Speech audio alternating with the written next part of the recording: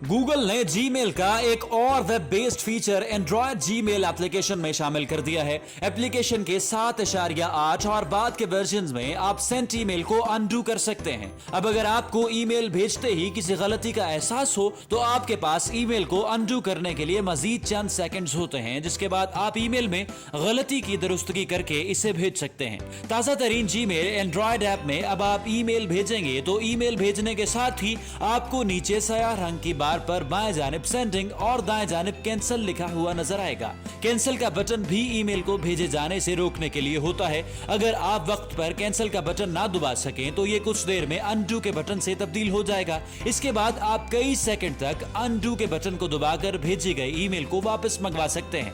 आमतौर पर अनडू के बटन को दबाने के लिए 7 से 8 सेकंड्स होते हैं। इसके बाद ईमेल को वापस नहीं मंगवाया जा सकता।